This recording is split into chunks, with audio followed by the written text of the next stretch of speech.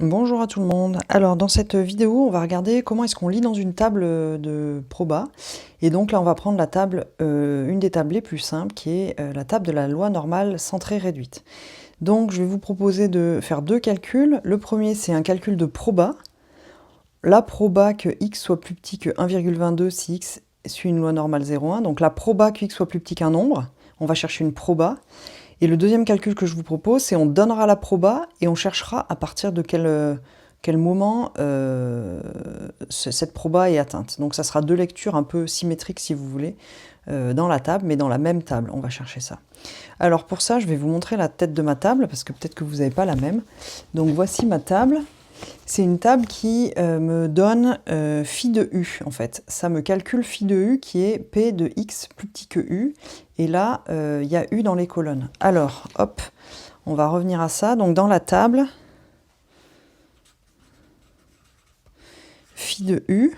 Donc phi, c'est la notation pour la normale centrée réduite.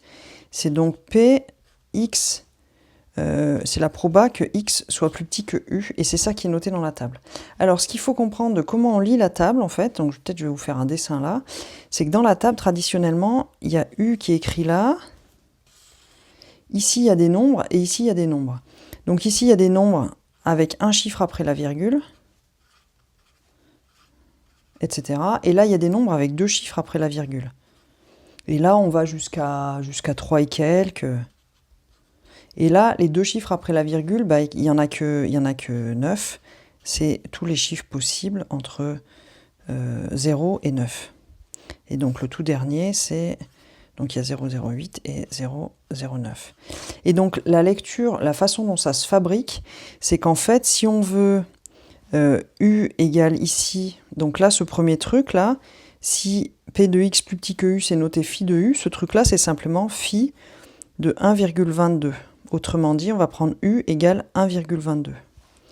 Ok, donc pour faire ça, il va falloir dire, ok, ben, j'ai cette espèce de tableau, qu'est-ce que ça veut dire 1,22 et comment je vais lire? Alors comment est-ce qu'on fait? Eh ben, on regarde les trucs qui n'ont qu'un chiffre après la virgule, 1,2, ça va me donner la ligne, donc quelque part j'ai 1,2 ici. Donc ça me donnera la bonne ligne. Ça veut dire que je vais chercher dans cette ligne-là. Et ensuite, pour 1,22, ça me donnera le deuxième chiffre après la virgule. Je vais aller regarder dans la colonne. Autrement dit, on va ajouter ça et ça. Donc si je me trouve ici et je me prends dans la colonne deuxième chiffre après la virgule, ici j'ai 1,2 et là 0,02. Si j'ajoute les deux, ça me fait 1,22. Et donc à cet endroit-là, j'ai le résultat justement qui est la proba que x soit plus petit que 1,22. Ok, si je me mets ici, pour vous donner un deuxième exemple, tac, tac, ici, ça sera pareil, on va ajouter ça, et ça fera la proba que x est plus petit que 0,28. Ok, et donc dans cette case, je lirai la proba en question. Ça va? C'est assez clair? Alors du coup, bah, on va le faire. Je vais sortir je vais laisser ça, je vais sortir ma table. Donc on a dit, on va à la ligne 1,2 et à la colonne 0,02. Donc c'est ça qu'on va faire. Donc vous regardez, hein, les lignes, c'est bien ça. Donc on va à 1,2, c'est la ligne qui est là. 0,02, c'est là. Et moi, je vois écrit 0,8888. Donc c'est ça que je prends, c'est ça la proba, 0,8888. Et donc c'est ça que je lis. 0,8888. Et c'est ça le résultat que je vais donner ici. Cette proba est égale à 0,8888. Voilà pour le premier calcul. Alors maintenant pour le deuxième, c'est dans l'autre sens. Cette fois, on nous donne le 0,8 et il faut trouver le x. Donc si on nous donne le 0,8, ça veut dire qu'il va falloir le chercher à l'intérieur. Ok? Parce que donc dans cette table, sur les bords, c'est les u et à l'intérieur, ce sont les probas. Ok, donc si vous regardez d'ailleurs, là j'imagine que vous voyez que dalle si vous êtes sur un smartphone, mais si vous êtes sur un ordinateur, peut-être vous voyez. Et ce que vous voyez, c'est qu'en fait, à l'intérieur, là, on va de 0,5 ici à 0,9998. Ici, on a toujours des nombres qui sont entre 0,5 et 1, en fait. Ici, c'est les probas qu'on voit. C'est toujours plus petit que 1. Et sur les bords, par contre, c'est les valeurs de U. Et donc, les valeurs de U, ben, c'est ces différentes valeurs qui sont là et qui sont des nombres réels qui peuvent être très grands et variables, en fait. Ok ? Et donc, l'idée, c'est que les probas sont à l'intérieur et les U sont sur les colonnes. Donc, quand on cherche la question un peu réciproque, où on demande la proba et on cherche le U, c'est le truc à l'envers. Donc là, on va aller chercher la proba à l'intérieur de la table.